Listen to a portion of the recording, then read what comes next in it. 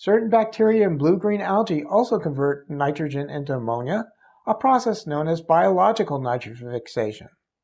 Biological fixation, in contrast to industrial fixation, achieves this feat at ambient temperatures and pressures. Overall, the biological reaction is nitrogen plus 8 electrons per 8 protons plus 16 ATP yields ammonia plus hydrogen gas plus 16 ADP plus 16 phosphates. Notice that the production of 1 ammonium expends the equivalent of 16 ATPs, a high-energy compound found in all organisms. This is an enormous amount of energy considering that most other biochemical reactions require energy expenditures of only 1 or at most 2 ATPs. Nitrogen-fixing microorganisms are usually free-living in the soil.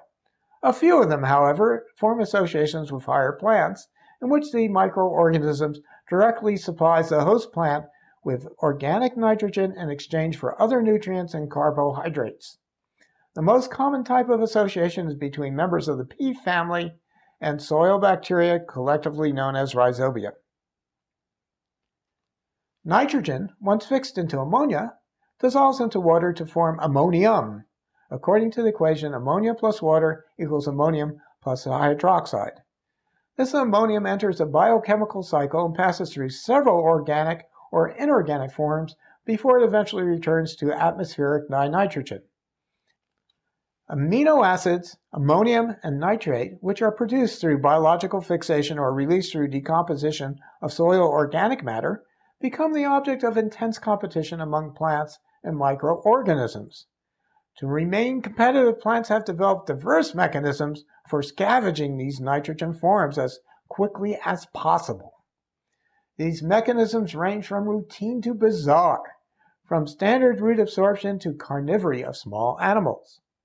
Carnivorous plants often take center stage on Broadway, in Hollywood, and at the local plant nursery. Nearly 600 species scattered throughout the plant kingdom are carnivorous. Native to nitrogen-poor sites, these plants kill small animals that have the misfortune to cross their path and digest them to acquire their nitrogen. For example, sundews, when fed insects labeled with the heavy isotope of nitrogen N15, developed a ratio of N15 nitrogen to N14 nitrogen in their tissues that indicated that they obtained between 15 and 87% of their nitrogen through carnivory. Carnivorous plants, although intriguing, are relatively rare.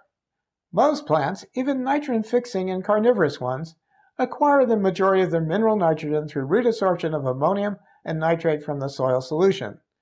Once roots absorb ammonium and nitrate from the soil, the two forms of inorganic nitrogen suffer distinct fates within a plant. High levels of ammonium are toxic to all organisms because it interferes with biochemical processes that generate energy within cells. To warn of dangerous levels of ammonium, animals have developed a strong aversion to its smell. The active ingredient in smelling salts is ammonium carbonate, and ammonium endows dirty diapers with their characteristic aroma. Plants also attempt to prevent high accumulations of ammonium in their tissues. They assimilate ammonium into amino acids near the site of absorption or generation and rapidly place any excess into their vacuoles, large storage compartments within plant cells.